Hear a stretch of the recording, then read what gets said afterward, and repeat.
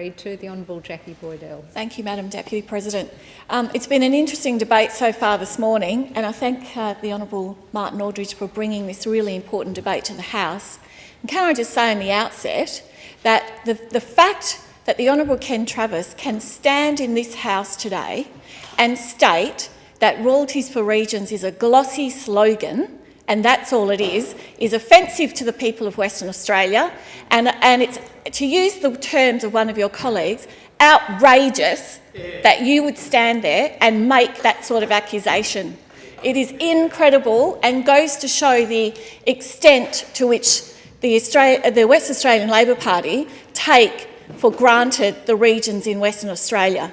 And your regional members in particular should hang their head in shame that you can stand there and suggest that Royalties for Regions is a glossy slogan.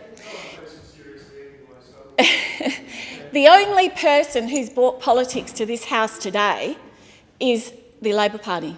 And the Honourable Ken Travis, in your contribution,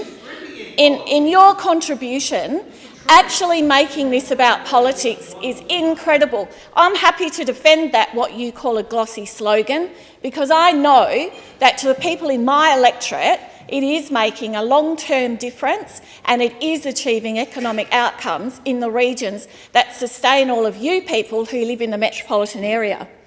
I think it's a timely discussion as well, as the Honourable Martin Aldridge has already touched on the comments of the Chamber of Commerce and Industry and the report that they released into the infrastructure demands and their suggestion that Royalties for Regions should be reviewed and abolished if necessary.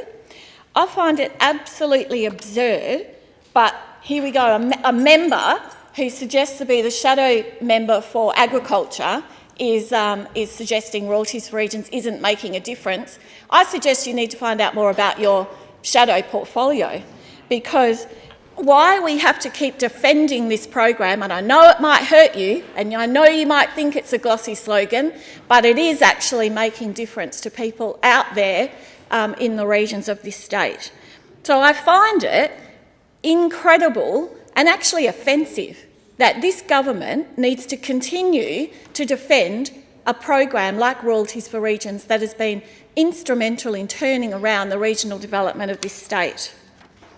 Never have we ever seen this much investment and attention in the regions by a state government.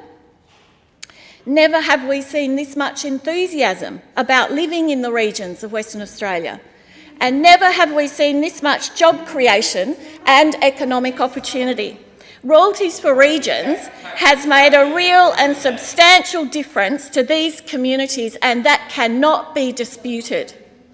Development commissions, as all members know, if they don't know, they're not doing their job, are working on blueprints for their regions, which is the blueprint model has been devised by the Minister for Regional Development, the Honourable Terry Redmond, which is a framework that is putting forward a process for the future directions of the regions, and it will actually make clear what the future focus of those regions is in terms of their economic development. It's through those blueprints that we will identify key projects that will create job opportunity.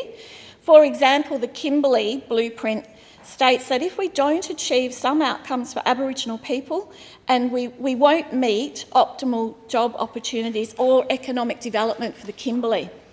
Absolutely essential we have some outcomes for Indigenous people across the state.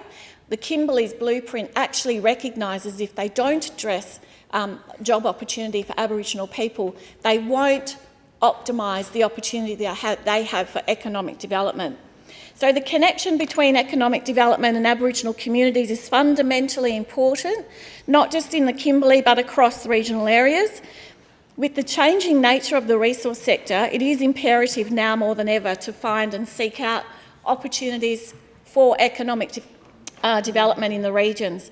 And to do that, you actually need some vision, you need to think outside the box, and you need a framework like Royalties for Regions, apparently a glossy slogan, that delivers funding into those areas that does create economic opportunity. And we're actually doing that as a state government. Royalties for Regions has played a critical role in that regard, and certainly within my electorate in recent years, we've created some really fantastic projects that have given direct benefit to local traditional owners and people who live in the regions. One of those projects is the East Kimberley project. That's one example. It's a massive agricultural development that would not have been possible without Royalties for Regions investment, the necessary political will to achieve a